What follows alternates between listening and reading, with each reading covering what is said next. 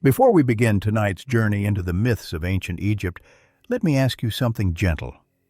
Where are you listening from? Which country do you call home, and what time is it for you right now? Midnight? Perhaps the early morning? Or maybe the quiet moments before you rest? I would love for you to share your answer in the comments below so that we can see how far this story travels, connecting dreamers from every corner of the world. And if this story brings you peace, I would be truly grateful if you considered subscribing and leaving a like. Not only does it help this little circle grow, but it also allows more people to find their way here. People who, just like you, may be looking for a calm voice to guide them into rest. Thank you. Now, close your eyes. Breathe deeply. Imagine yourself standing on the banks of the Nile, the eternal river of Egypt. The air is warm and dry, carrying with it the faint scent of sand and reeds. The sun has just set beyond the western horizon, and the first stars are beginning to glimmer above the desert sky. In the distance, you hear the slow rhythm of water against stone. The Nile is more than a river. It is a lifeline, a thread of green winding through the endless desert. For thousands of years, it has carried boats, nourished fields, and reflected the glow of the moon. To the ancient Egyptians, it was not simply water, but a sacred being, a gift from the gods themselves. Around you rise the silhouettes of temples and pylons, their walls carved with hieroglyphs that tell stories older than memory. Each symbol is alive with meaning, falcons spreading their wings, serpents coiling, the eye of Horus watching. Torches flicker along the stone walls, and their flames dance like spirits in the night. Above, the heavens stretch wide and endless. The Egyptians believed the sky was the body of the goddess Nut, arching protectively over the earth, while the god Geb lay beneath. Every star, every constellation was part of their divine story, a map of gods, journeys, and destinies. As you listen, let the weight of time fall away. You are not in the present. You are standing at the threshold of myth, where gods walked among humans, where creation unfolded from chaos, and where life and death were woven together by story. We will travel through the great myths of this land, tales of creation, of Osiris and Isis, of Ra's journey across the sky, and of the mysteries of the afterlife. These stories are not only myths, they are echoes of how people once understood the world, how they faced life, and how they embraced the mystery of death. But for now, let us begin slowly. The desert night is quiet. The stars above shine like jewels, and the Nile flows steady and eternal, as if whispering secrets to those who pause to listen. So, dear traveler, settle in. Let the stillness surround you. The gods of Egypt are waiting, their voices carried across the sands of time. Chapter 1. Creation, Myths of Egypt. Close your eyes for a moment and imagine this. The world has not yet been formed. There is no Nile, no pyramids, no sky or sand or stars. Only stillness, only endless dark waters stretching forever. The Egyptians called this first ocean Nun, the primeval waters. It was both nothing and everything, the silence before the first word was spoken. And out of this silence, something stirred. In the city of Heliopolis, priests told how the god Atum emerged from the waters, standing alone on the first piece of land, a small mound that rose out of the flood. Now here's where you can almost picture it, a lone figure, standing knee-deep in eternal waters, suddenly realizing that he has no one to talk to, no one to share a story with, not even a cat wandering by. So what did Atum do? He decided to create company. According to the myth, he brought forth two children, Shu, the god of air, and Tefnut, the goddess of moisture. How exactly he created them depends on which ancient priest you asked. And some versions are just vague enough to make you raise an eyebrow. But however it happened, suddenly, the silent world had a breeze in the air and a shimmer of dew. Shu and Tefnut gave birth to Geb, the earth, and Nut, the sky. But, as siblings sometimes do, Geb and Nut fell deeply in love. So deeply, in fact, that they refused to separate. They clung together, earth and sky locked in a cosmic embrace. This might sound romantic, but it caused one small problem. There was no space for anything else. Humans, animals, plants, nothing could grow, because the earth and the sky were pressed too tightly together. It was like trying to set up a dinner table when two relatives refused to move from their chairs. So their father, Shu, the god of air, stepped in.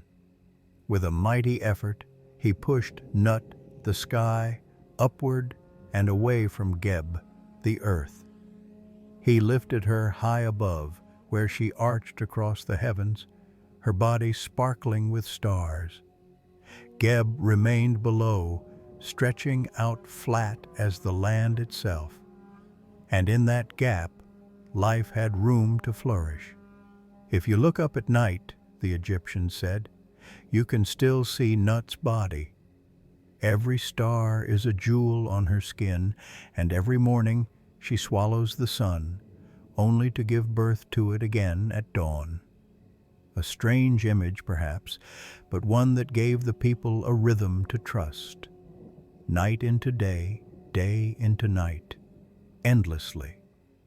Other cities told their own versions. In Memphis, the priests spoke of Ptah, the great craftsman god, who shaped the world not with his hands but with his heart and his tongue. He thought the world into being, then spoke it aloud, and what he spoke became real. It's a comforting thought, isn't it? That words themselves have power, that to name something is to give it life. The Egyptians understood this deeply. Even the simplest name carved in stone carried a spark of eternity. It's why their hieroglyphs still speak to us across thousands of years. Yet another tradition came from Hermopolis, where 8 primeval gods called the Ogdoad stirred in the waters. They were male and female pairs, each embodying some aspect of chaos, darkness, hiddenness, infinity. When their energies combined, the first mound of land rose from the waters, and from it the sun was born. The Egyptians didn't seem to mind that these stories didn't always agree. For them, truth wasn't always about one version. It was about layers, like the many colors of the desert at sunset. Sometimes the myths overlapped, sometimes they contradicted each other, but together they gave meaning. And perhaps in their quiet way, they teach us something even now, that life isn't one straight story, but many voices woven together. Imagine being an Egyptian villager standing at the edge of the Nile, hearing the priests chant these tales. The river flows gently past you, the night sky glimmers above, and you realize you are part of something vast, a world crafted by gods, held between sky and earth, bathed in sunlight each morning. But even in these sacred stories, there is room for a little smile. Perhaps you picture Atum, lonely on his primeval mound, sighing to himself, "Well, I suppose if I want company, I'll just have to make it myself." Or Shu, grunting as he pries apart his children, muttering, "Honestly, you two, give each other some space."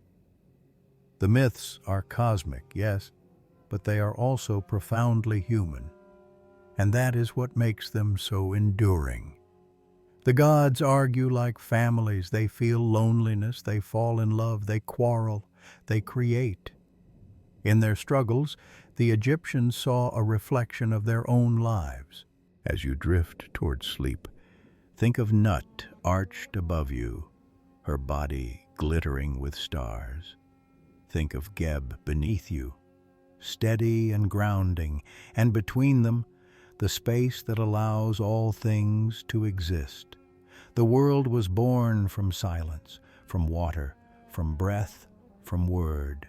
And in that story, both vast and simple, you may find a gentle reminder that life itself is a gift, spoken into being, ready to be lived. Chapter 2: Osiris, Isis, and the Underworld. Long ago, when Egypt was young, the people told a story about a god-king named Osiris.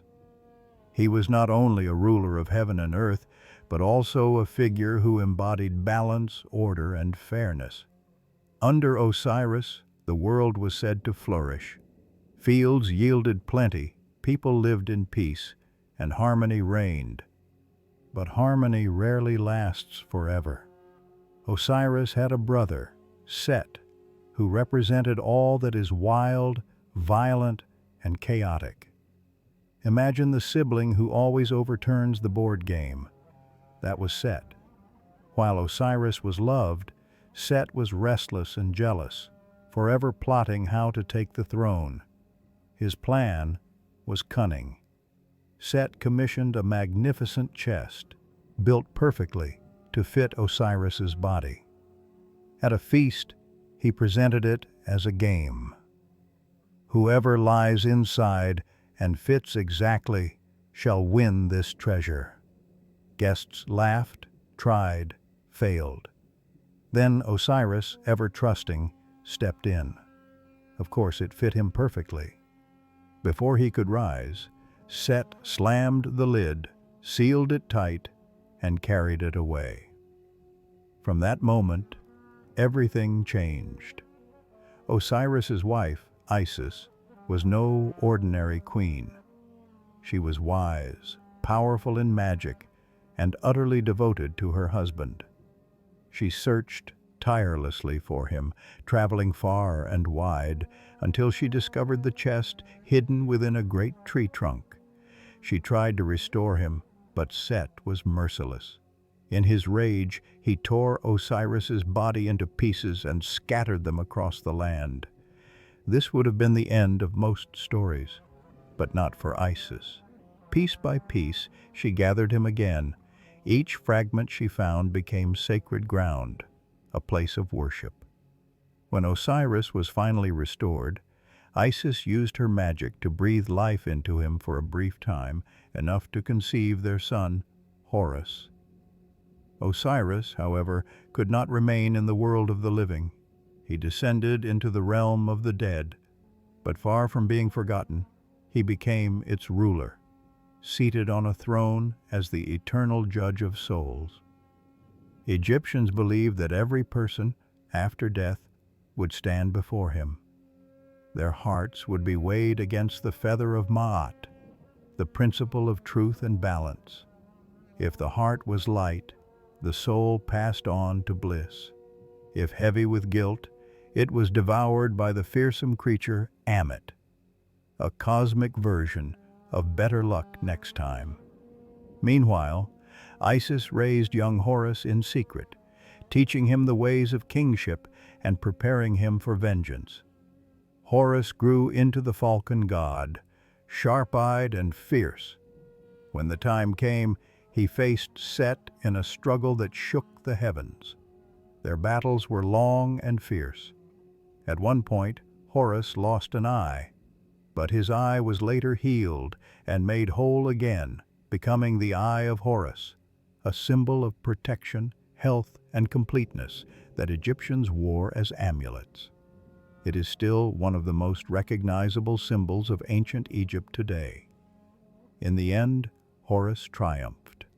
He took the throne, restoring order, and every pharaoh who followed was believed to be the living Horus. Kingship itself became a continuation of this myth, a bridge between divine and mortal realms. The story of Osiris is not simply about gods fighting. It is about loss and return, about love strong enough to defy destruction, about death transformed into renewal. Osiris became the promise that death was not the end. Isis became the model of devotion. Horus became the guarantee of rightful rule. And Set, perhaps he was a reminder that chaos will always lurk at the edges, waiting but never conquering entirely. It is a tale both cosmic and human. Families quarrel, siblings envy, lovers endure, children rise to defend their parents. In their gods, the Egyptians saw reflections of themselves, but with stakes set on a divine scale.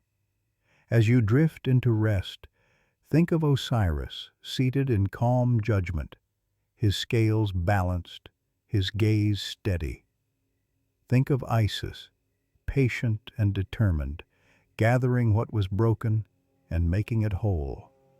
Think of Horus, soaring high, eye restored, a symbol of healing.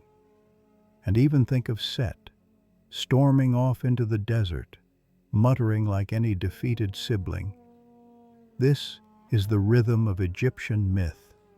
Death and life, order and chaos, endlessly turning like the stars overhead.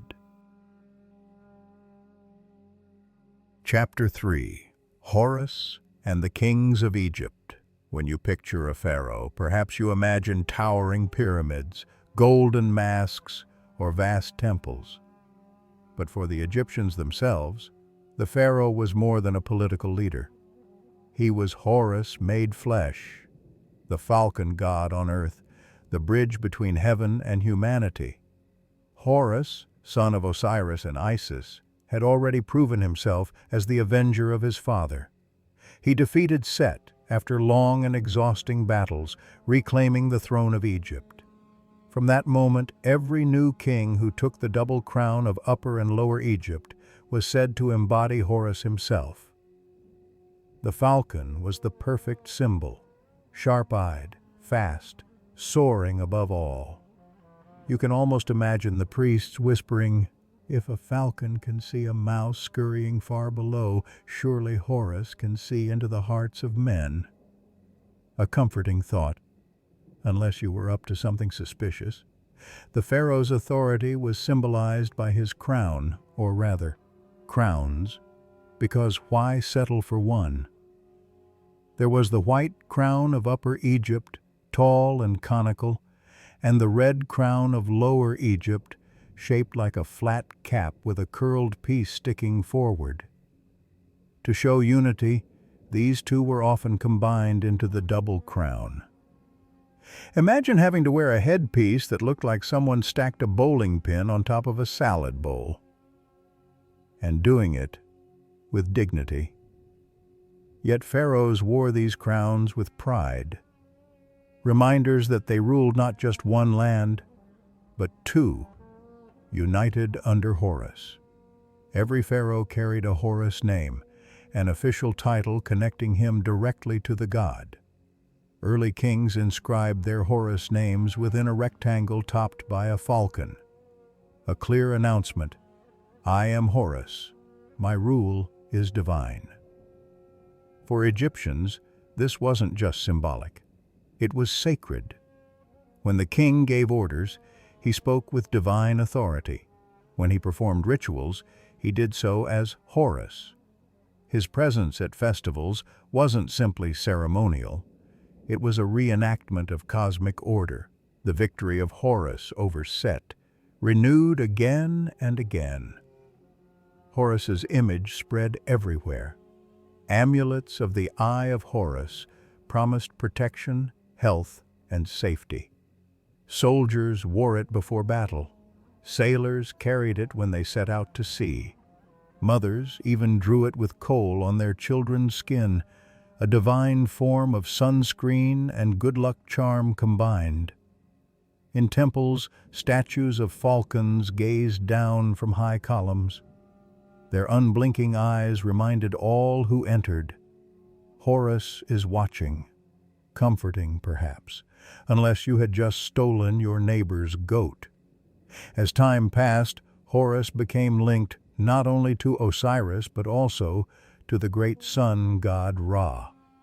The pharaoh was the living Horus by day and the son of Ra by night, a two-in-one divine package. This duality meant that kingship was not just about ruling people, it was about maintaining the balance of the cosmos. The rising sun each morning was proof that order endured, that chaos had been beaten back once more. And when people saw the pharaoh making offerings in temples, they believed those acts were part of keeping the universe running. In a sense, pharaohs were like divine maintenance workers, ensuring the sun kept shining, the Nile kept flooding, and the stars kept turning. Of course, pharaohs were still human. They argued, grew old, got sick, and made mistakes. Some were wise, some were foolish, some probably had really bad hair days under those heavy crowns. Yet, by wearing the mantle of Horus, each one became part of a story greater than himself. When a king died, Egyptians believed he transformed into Osiris, ruler of the dead. His son, the new king, became Horus. The cycle repeated endlessly. Osiris in the afterlife, Horus in the world of the living, balance restored through every generation. This cycle was more than myth. It was the foundation of political stability. Even in times of turmoil, the image of Horus offered reassurance. Chaos might shake the land, but Horus would rise again, just as the falcon takes flight after a storm. Some myths show Horus not only as a warrior, but also as a judge. In one tale, he and Set took their dispute before the gods. Their trial lasted 80 years, the divine version of a never-ending court case. The gods debated, argued, even laughed at their antics. In the end, Horus won, not simply by strength, but by proving that justice was on his side. For Egyptians, this was the essence of kingship, strength combined with legitimacy. Pharaohs could wield armies, yes, but they also had to embody truth. Without truth, they were just men in crowns. With it, they were Horus. If you walk through the ruins of temples today, you can still see Horus's falcon carved into stone, wings outstretched in eternal protection. Reliefs show pharaohs embraced by Horus, the falcon perched behind them as if whispering, "I've got your back." The image was not just art, it was reassurance. Farmers planting barley, craftsmen chiseling stone, priests chanting hymns, all knew that Horus ruled through the pharaoh. And if Horus ruled, then order held fast. As you rest now, imagine a falcon soaring high above desert and valley. Its wings beat steady, its eyes sharp, surveying all below. This is Horus. And through him, every king who ever ruled Egypt, each one a link in a chain stretching back to myth, forward through history, uniting the people in belief. Think of the crowns, bright in the sun, heavy with meaning. Think of the eye of Horus, glowing softly, promising safety in the dark. Think of kings who, though mortal, carried divine purpose with every step, and perhaps smile at the thought. Beneath the grandeur, beneath the ceremony, even a pharaoh had to scratch an itch beneath that massive crown now and then. Gods they may have been, but still very human too. Chapter 4. The gods beyond, Hathor, Thoth, and Anubis. Egypt's gods were many, and though Osiris, Isis, Horus, and Set often took center stage, they were far from the only ones who shaped the lives and imaginations of the people. To step into a temple, to hear a hymn, to glance at a painted wall was to be reminded that the divine touched every corner of existence. Tonight, let us meet three gods whose presence softened, guided, and even amused the hearts of ancient Egyptians. Hathor, goddess of joy; Thoth, god of wisdom; and Anubis, guardian of the dead. Imagine a festival in ancient Egypt. The air smells of roasting bread, the sound of drums and sistrums, those jangling metallic instruments, fills the square. Laughter rises, and the people dance in circles. At the heart of it all is Hathor, goddess of love, beauty, and joy.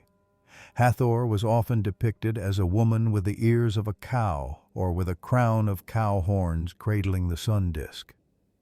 To modern ears, the image may sound unusual, but for Egyptians, cows represented abundance, milk, and nurturing.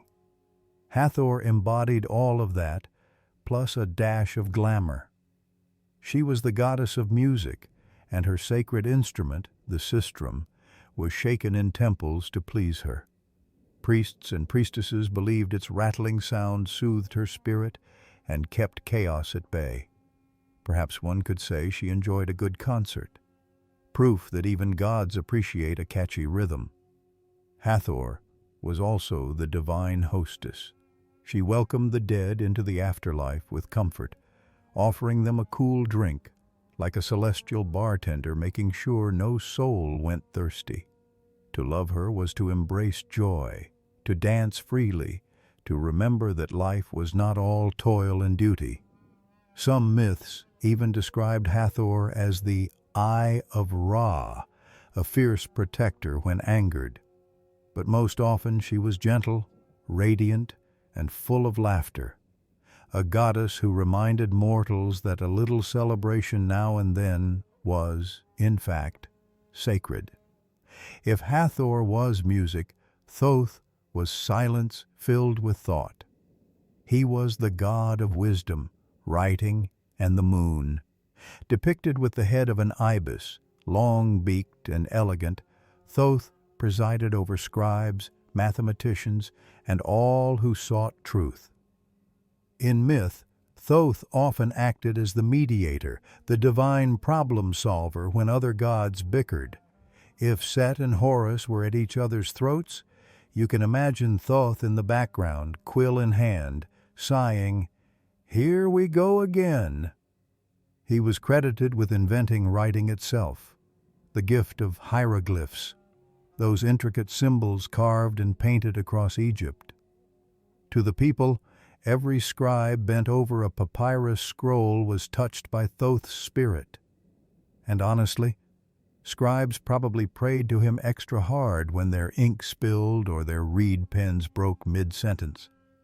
Thoth also measured time, tracked the stars, and calculated the heavens. When the gods needed order restored, Thoth brought numbers, logic, and calm words. If Osiris symbolized rebirth and Horus symbolized kingship, then Thoth symbolized reason. The moon was his light, guiding travelers and watchers at night. In a way, he was a quiet companion to Ra's blazing sun, ensuring that even in darkness, the world had structure. Where Hathor brought joy and Thoth wisdom, Anubis brought assurance at life's end. With the head of a jackal and the body of a man, Anubis was the god who guided souls through death's mysteries. Jackals, often seen wandering near cemeteries, were a natural symbol of death. But Anubis was not feared. He was revered. Egyptians saw him as a protector, ensuring that the dead were properly cared for, that their tombs were guarded, and that their souls were guided safely into the next world.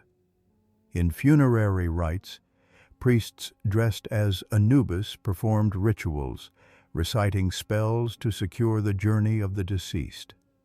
Anubis was believed to oversee the weighing of the heart, though Osiris rendered the final judgment. In some depictions, Anubis carefully adjusted the scales, like a divine technician making sure no one cheated. His role was both solemn and tender. He embalmed Osiris himself, setting the model for all mummification. Every careful wrapping of linen, every protective amulet tucked close to the body, was an act in Anubis's tradition. He was the quiet guardian who made sure no soul was left lost. Together, Hathor, Thoth, and Anubis formed a balance of joy, wisdom, and solemn care. Egyptians turned to Hathor in festivals, to Thoth in matters of law and learning, and to Anubis when saying goodbye to loved ones. Life, knowledge, and death, each made sacred. You might imagine a conversation between them, Hathor tapping her sistrum, urging everyone to dance. Thoth calmly rolling his eyes, muttering about too much noise. And Anubis, arms crossed, reminding them both that one day everyone joins him anyway. Divine humor, perhaps, but also a reminder of the Egyptians' worldview that even the gods reflected the fullness of human life. As you settle deeper into rest, think of Hathor's laughter, warm and welcoming. Think of Thoth's ibis head bowed in contemplation, quills scratching across the sky. Think of Anubis, patient and watchful, guiding the departed without fear.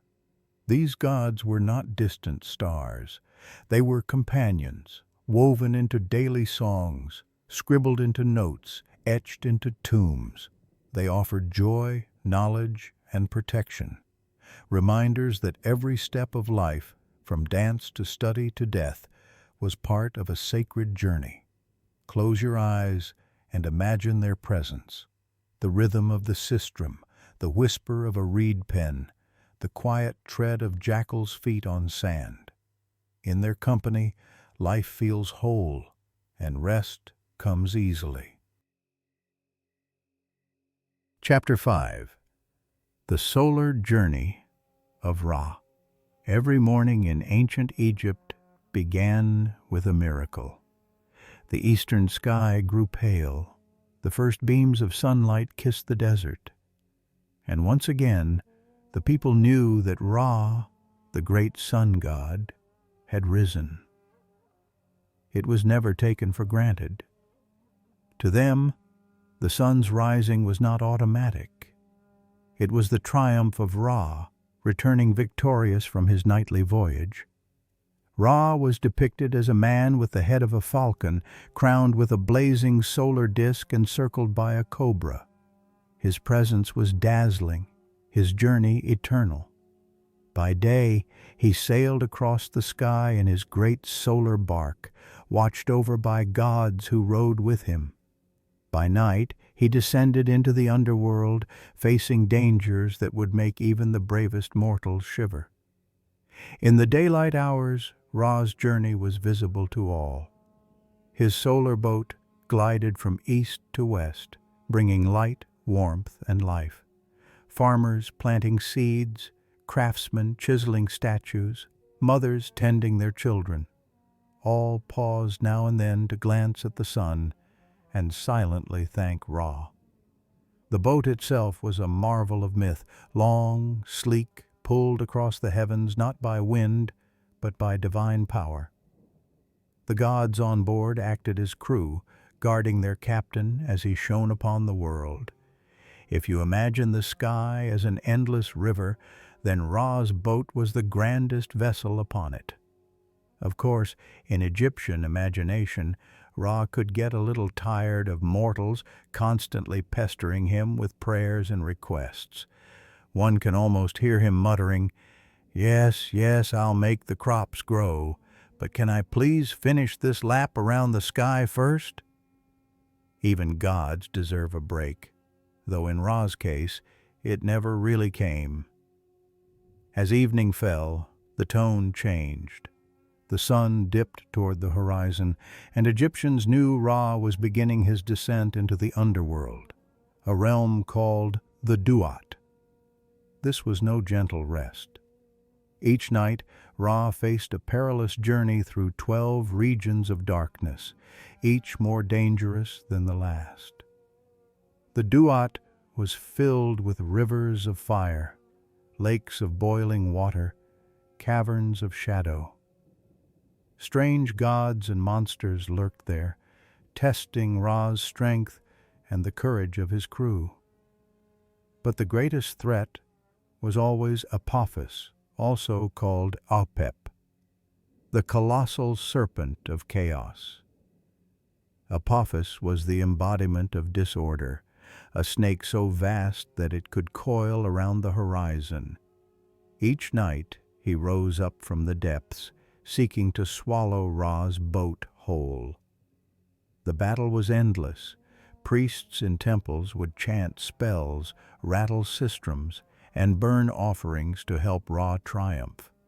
Egyptians truly believed their rituals mattered. If they failed, Apophis might succeed, and the sun would not rise. The idea was terrifying. Eternal night, chaos unleashed. It was the stuff of every nightmare rolled into one enormous snake. But as the story goes, Ra always prevailed. Sometimes the gods on his boat stabbed Apophis with harpoons. Sometimes Ra's own blazing light burned the serpent back into the abyss.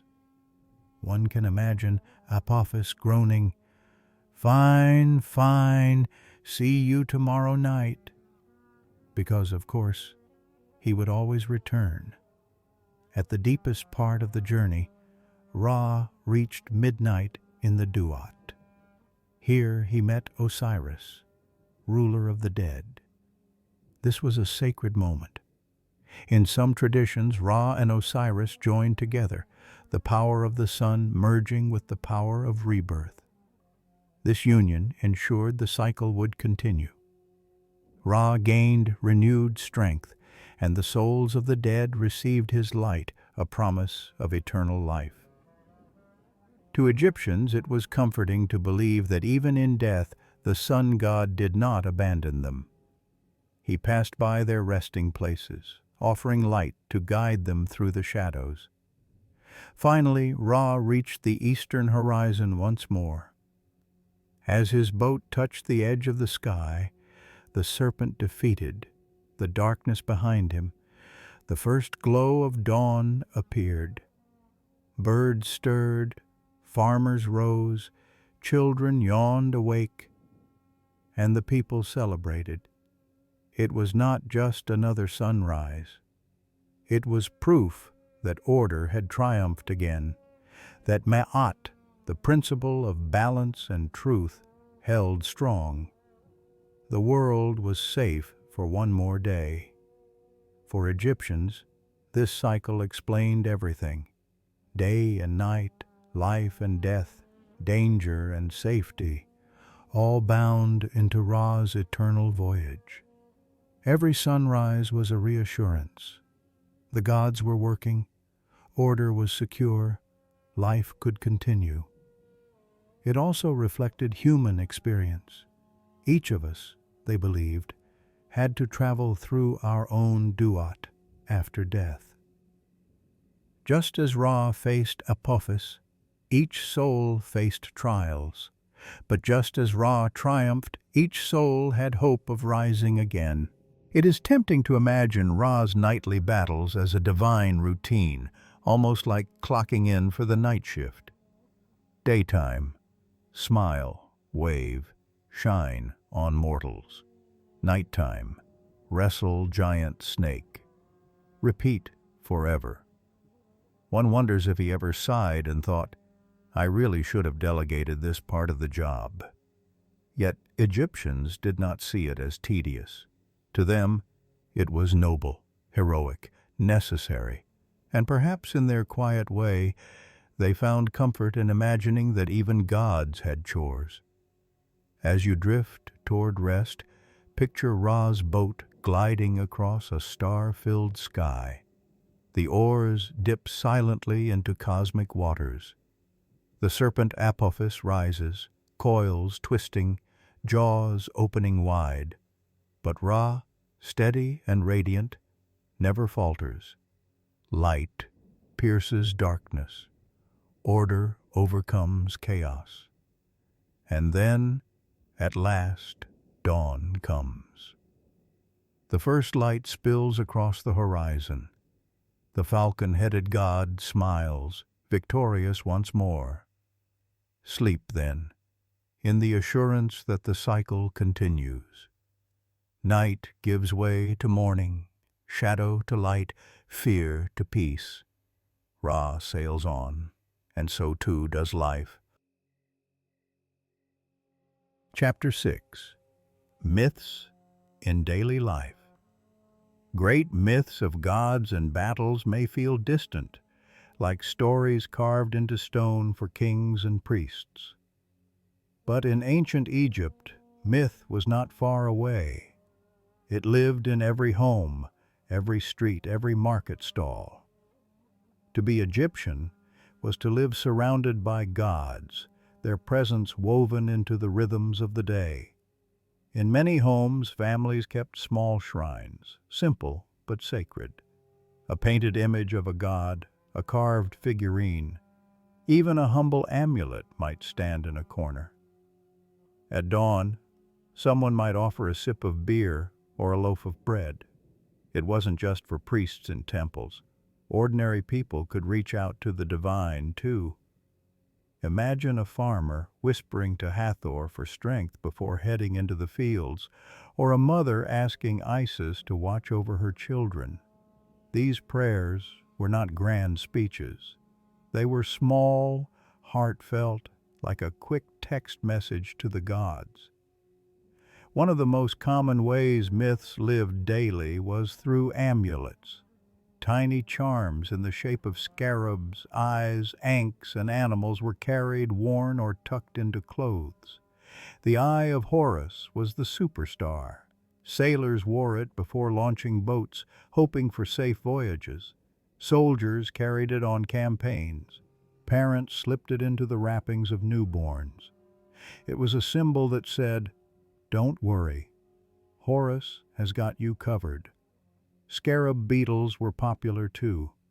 Rolling balls of dung across the sand may not seem glamorous, but Egyptians saw it as a symbol of the sun's daily rebirth. A beetle, tirelessly pushing a sphere, mirrored Ra pushing the sun across the sky. Even a humble bug became cosmic. Step into a bustling market. Merchants call out their wares, baskets of figs, fish from the river, bolts of linen. Amid the noise, you notice small stalls selling charms, statues, and painted papyri. Myth was not just sacred, it was commercial. Need protection? Buy an eye of Horus. Want luck in love? Hathor figurines available in all sizes. Concerned about judgment after death? Perhaps a little papyrus scroll with a spell from the Book of the Dead. In short, religion doubled as a cottage industry. And maybe, just maybe, some merchants exaggerated the power of their goods.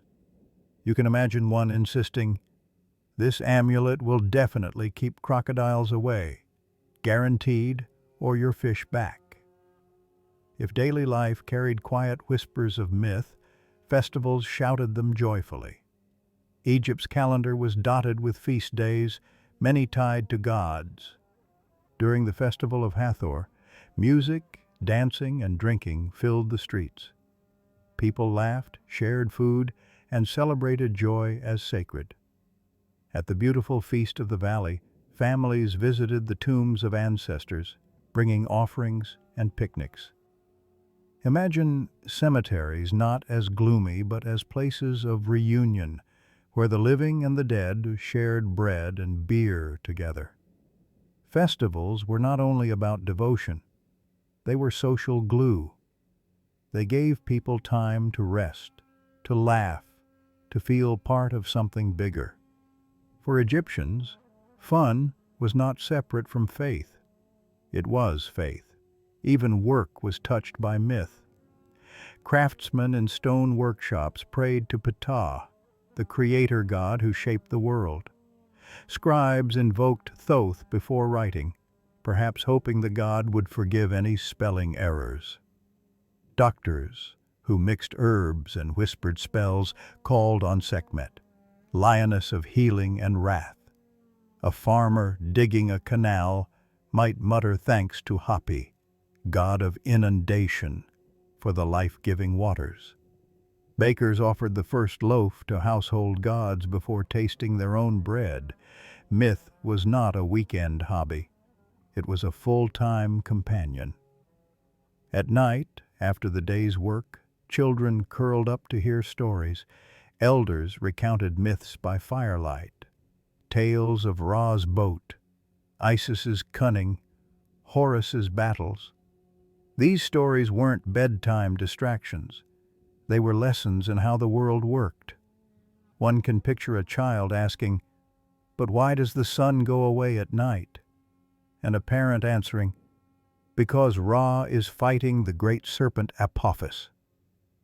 Don't worry, he'll win. He always does. Comfort and cosmology rolled into one. And if the child laughed, imagining Ra yawning through yet another serpent fight, so much the better. Even divine epics benefit from a bit of humor. Myth was never far from thoughts of death. Egyptians believed preparation mattered, and so daily life included small steps toward the afterlife. A man might save for years to afford a coffin decorated with protective spells. A woman might commission a necklace shaped like the Ankh, symbol of eternal life. But it wasn't grim. For them, preparing for death was like saving for retirement, a practical necessity done calmly, with faith that the afterlife would be good if one lived justly. Egyptians were not stiff or overly solemn. Graffiti on temple walls found by archaeologists sometimes mocked priests or scribes. People joked about gods too.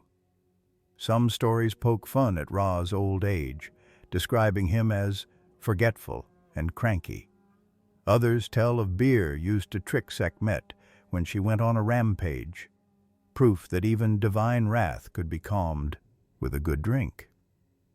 Myth, for them, was not untouchable. It was alive, flexible, and sometimes funny. After all, a god who couldn't laugh might not understand humanity very well. As you rest now, think of an Egyptian home with a tiny shrine glowing in lamplight. A mother places bread before Isis. A child clutches an amulet shaped like a scarab. Outside, neighbors laugh and prepare for a festival. The gods are near, not distant. They live in charms, in songs, in markets, in stories told at night. Life and myth were one fabric, and every thread shone with meaning. Close your eyes and imagine wearing an Eye of Horus amulet, feeling its smooth stone against your skin. Imagine the clatter of a sistrum at a festival, the scratch of a reed pen under Thoth's gaze, the soft steps of Anubis guarding the departed. The myths were not only written in temples, they were written in lives, and tonight they are written in your dreams. Chapter 7. The Afterlife and the Book of the Dead. For the ancient Egyptians, death was not the end.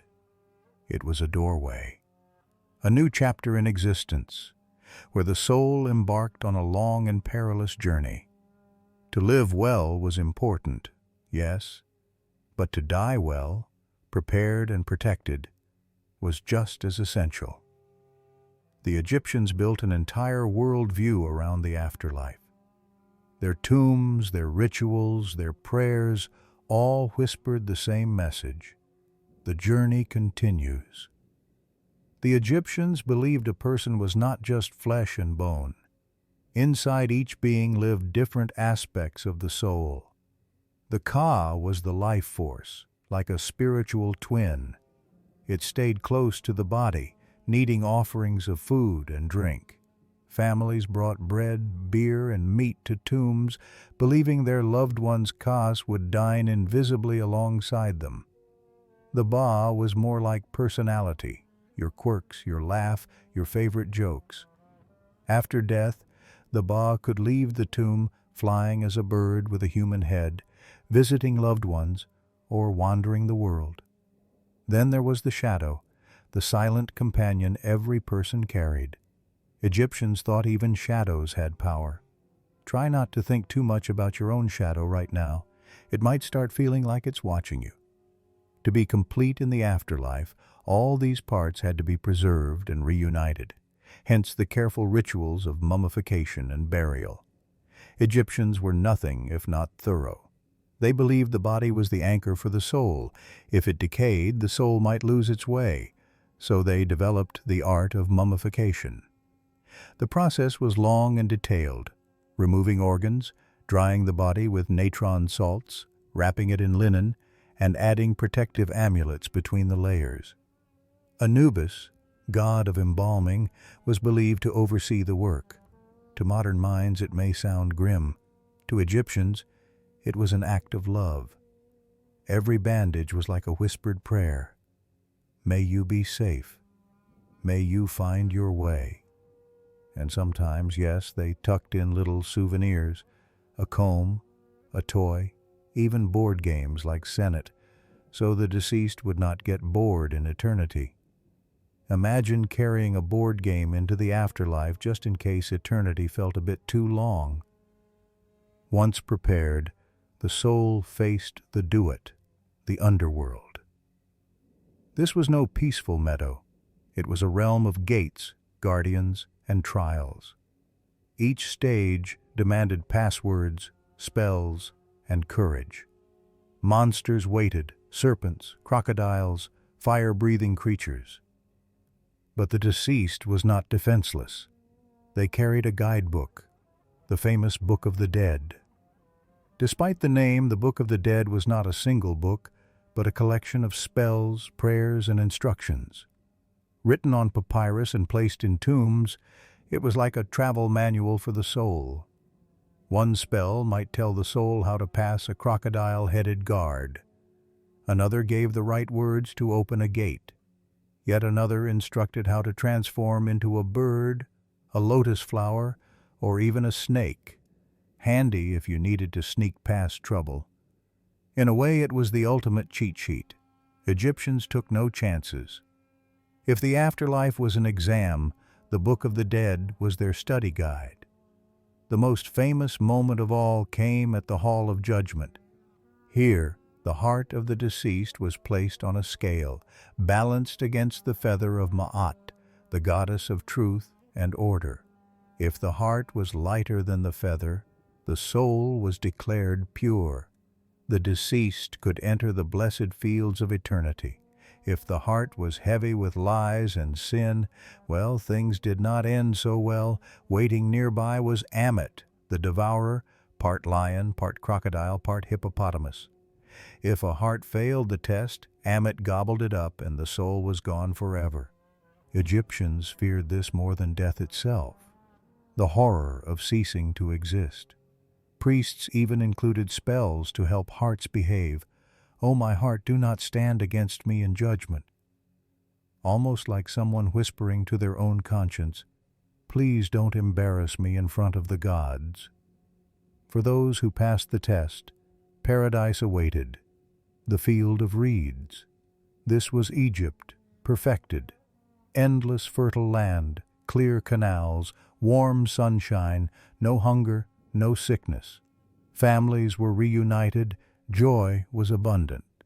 Work existed, but only in the most pleasant sense.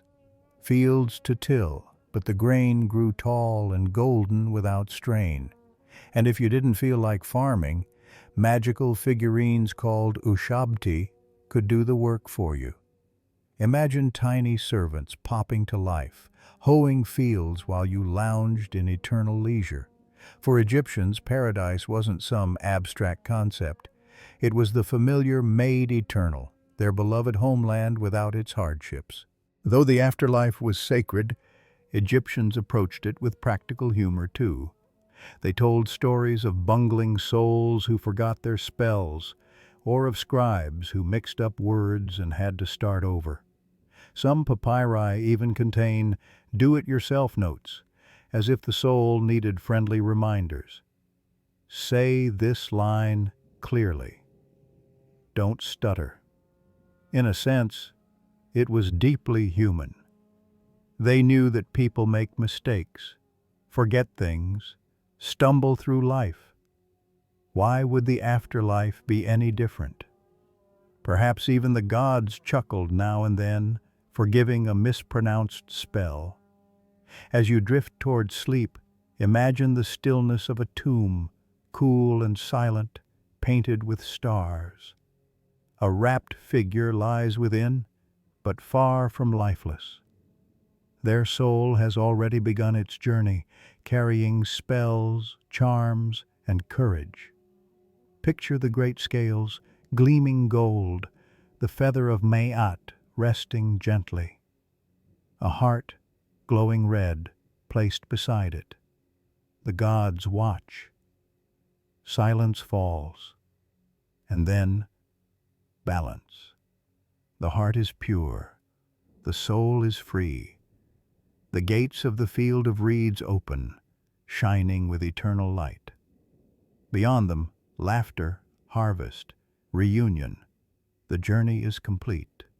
Sleep well now, knowing that in the imagination of Egypt, even death was not an ending, but a doorway into light. In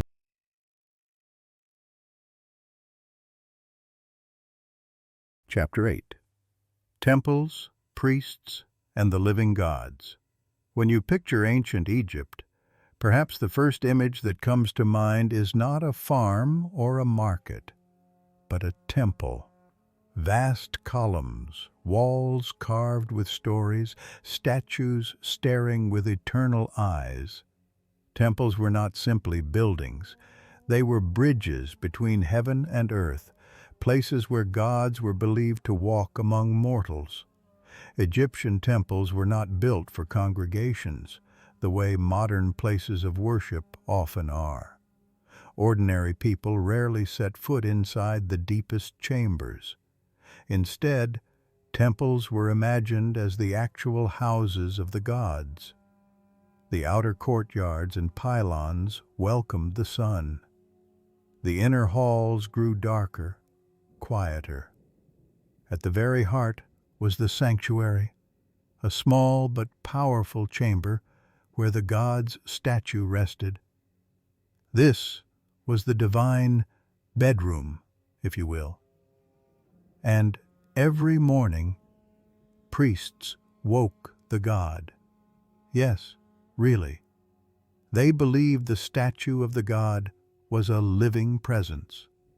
Priests washed it, anointed it with oils, dressed it in fresh linen, and placed food before it. The ritual was called the daily offering. In other words, the gods had a better morning routine than most of us.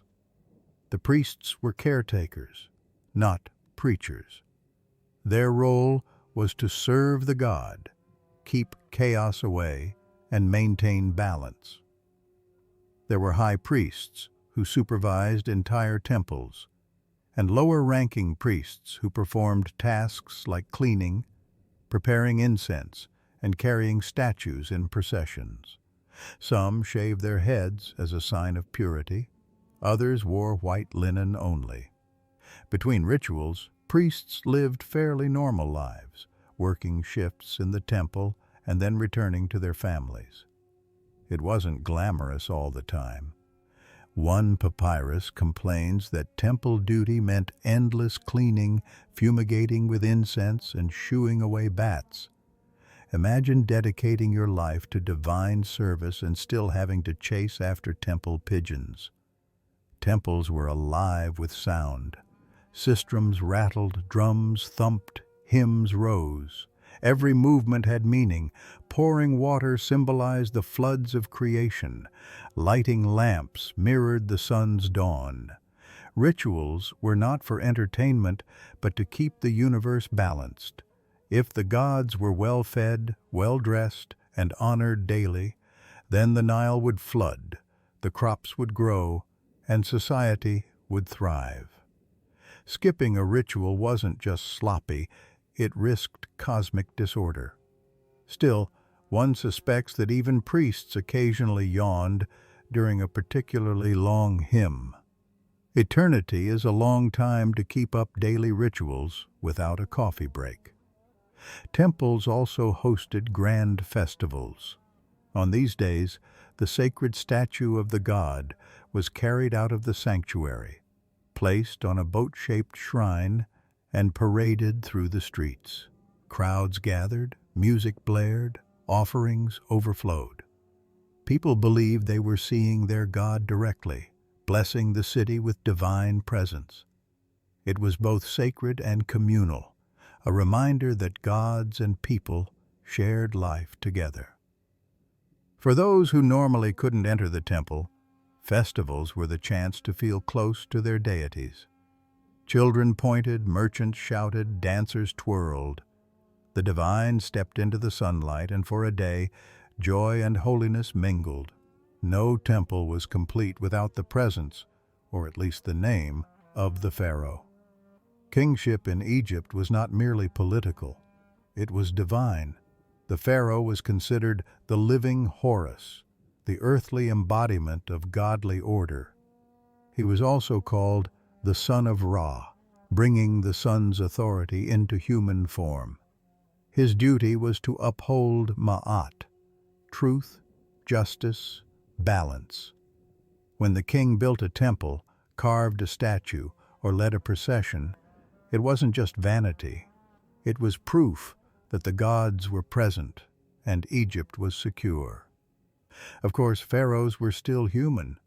Some were great warriors, others more interested in parties, and a few probably would have preferred a nap instead of endless rituals.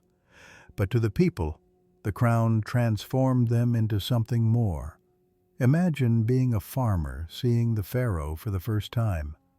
The golden crown glinting, the coal-lined eyes staring ahead, the entourage carrying fans and banners. It must have felt like witnessing a walking star. And perhaps, in a way, that's exactly what the Egyptians believed. Yet beneath the grandeur, there were hints of humanity. Pharaohs got sick, argued, aged. Some monuments even show kings depicted with wrinkles, not just perfection. Egyptians were practical. They knew their rulers were mortal. But myth made them more. One could smile at the thought of a king who had to uphold cosmic balance, but also deal with paperwork. Imagine Horus incarnate sighing over tax records. Even divine rulers can't escape bureaucracy. Temples also preserved stories. Walls were carved with hymns, spells, and tales of creation. Priests memorized long rituals, reciting myths aloud, so they lived in sound as well as stone.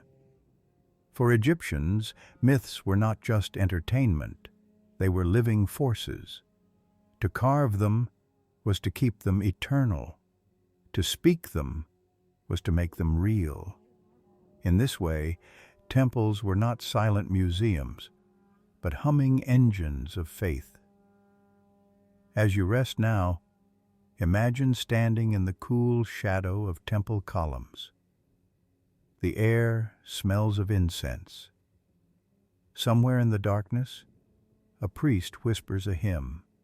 A statue gleams in lamplight, clothed in fresh linen, eyes painted to watch eternally. Outside, a festival is beginning.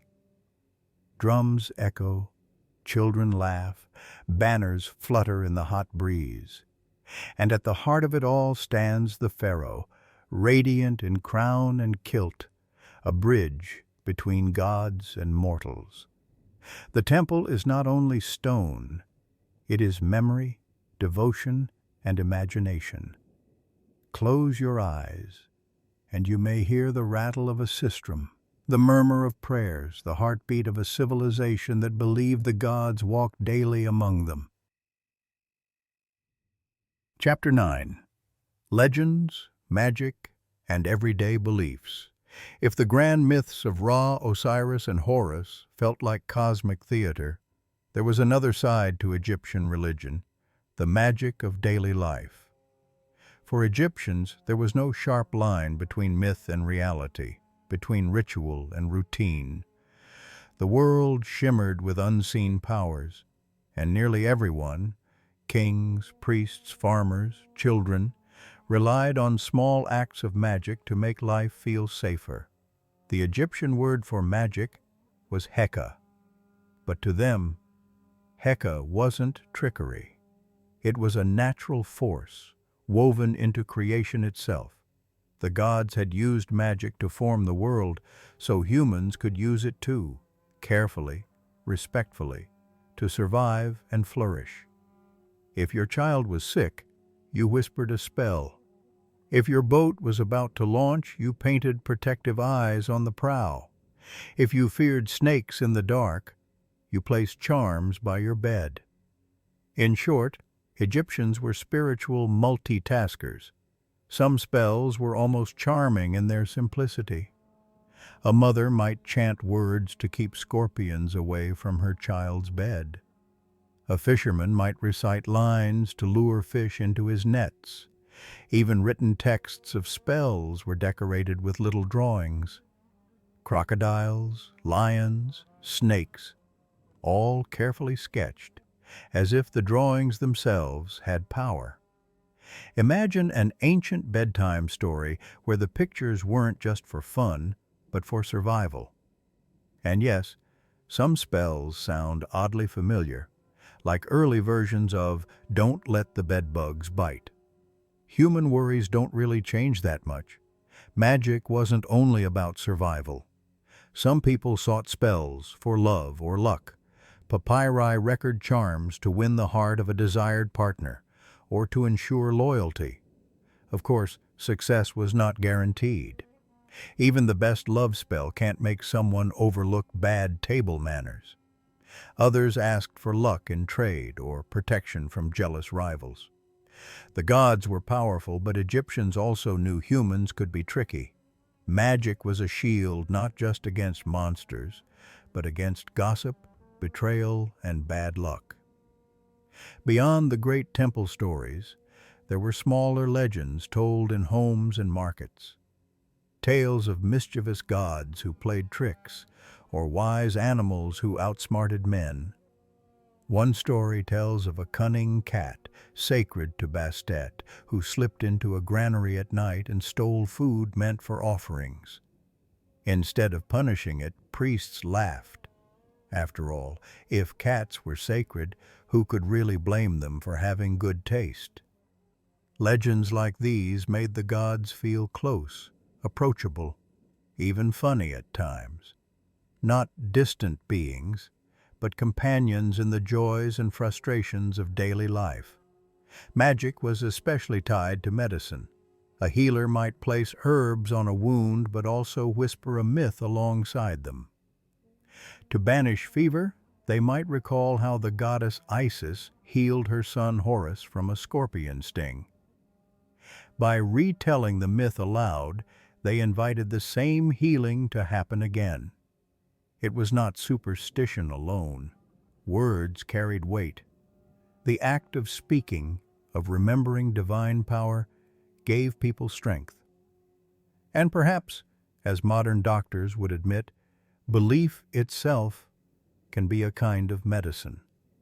Many homes kept small figurines, hippopotamuses, dwarves, lions. Some looked fierce, others almost comical. Gods like Bes, a squat, cheerful protector, were believed to guard women and children. Bes was no elegant, falcon-headed deity. He was short, shaggy, with a protruding tongue. But that was the point. His very ugliness scared away evil. Parents trusted him to stand watch at the bedside. One can imagine children giggling at his funny face before falling asleep, comforted by the thought that such a strange friend kept nightmares at bay. Egyptians didn't separate humor from holiness. A charm might be serious, but it could also make you smile. Some amulets looked playful, almost like toys. And certain papyri include spells so oddly phrased you can almost hear the scribe chuckling. There's a lesson here. Belief didn't need to be solemn all the time. Laughter, too, was a kind of magic. To Egyptians, myths were not confined to temples. They were happening around them. When the sun rose, Ra had defeated Apophis again. When crops grew, Osiris was alive in the soil. When a baby laughed, Hathor had kissed its cheek. Even mundane acts, grinding grain, baking bread, fishing in the river, carried echoes of myth. Life was not separate from story. Life was story. As you settle into rest, picture an Egyptian family gathered at dusk. A lamp flickers. A child clutches a little Bes figurine. A grandmother murmurs a healing spell, the words soft as a lullaby. Outside, the stars shine, and someone whispers that they are the eyes of gods watching kindly. Close your eyes and imagine carrying a small amulet in your palm. It warms with unseen power. Not heavy, not frightening, but gentle, protective, reassuring. In the world of Egypt, myth was not only carved in stone, it was carried in pockets, whispered in kitchens, sung at festivals, and laughed over in markets. Magic for them was simply another word for hope. And perhaps that is the truest kind of magic there is.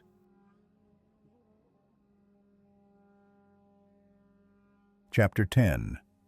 Closing Reflection. The journey through the myths of Egypt is long, filled with gods who sail the sky, queens who weave spells, kings who shine as living stars, and families who whisper prayers into the night. Yet when we step back, we see a simple truth. The Egyptians sought what we all seek: meaning, protection, and the hope that life is more than what we see with our eyes. Their myths were not just entertainment. They were a mirror of life, painted on walls, carved in stone, sung in hymns, whispered into children's ears. Close your eyes and imagine the rhythm of ancient days. The rising sun greeted as Ra's triumph, bread broken as a gift to the Ka of ancestors, festivals where laughter rang out under banners of the gods. Even in death, hearts balanced against truth, journeys guided by spells and amulets. Life was fragile. Floods came, sickness struck, rulers rose and fell. But myth offered a thread of eternity, woven through every moment. To believe that Ra would always rise, that Osiris would always return, that justice could prevail. This was comfort, strength, and faith. The Egyptians knew their gods could be mighty, but also relatable. They gave them tempers, mistakes, laughter. They imagined Sekhmet calmed by beer, Bes scaring away nightmares with a silly face, Ra perhaps grumbling about yet another nightly battle with a serpent. These touches of humor remind us, even when gazing at the eternal, people needed to smile. The divine was not distant. It was close, warm, and human. Temples may crumble, statues may fall, but the stories remain. Stories of creation, of loyalty, of battles between order and chaos. Stories that explain why the sun rises, why the river flows, why we must live with kindness and truth. Every myth was a way of saying, the world makes sense, even when it feels uncertain. And that message still speaks across millennia. As you rest now, imagine lying beneath an Egyptian sky. Stars spread across the desert night. Perhaps they are not just stars, but the watchful eyes of the gods, steady and kind. The air is still, the sand cool, the temples quiet. Somewhere, a priest whispers a hymn, but it is soft, fading, like a lullaby carried by the wind. You carry with you the same hopes as they did, for safety, for love, for joy, for rest. Their myths, though ancient, speak to your heart too, because to be human is to search for meaning and to find comfort in story. Let the myths settle gently in your mind. Osiris guiding, Isis protecting, Horus watching, Ra rising. And Bess, yes, even Bess, grinning in the corner, making sure no bad dreams slip through. The myths of Egypt are not just about gods and kings. They are about people who looked at the sky and said, "We are not alone." About families who believed love could outlast death. About laughter, devotion, and the quiet courage to live each day as part of a greater story. Tonight, may you carry that same courage. May you feel protected, watched over, comforted. May your own heart rest light as Maat's feather. Sleep now, gently, deeply. For the story is told, the gods keep watch, and the night is long and peaceful.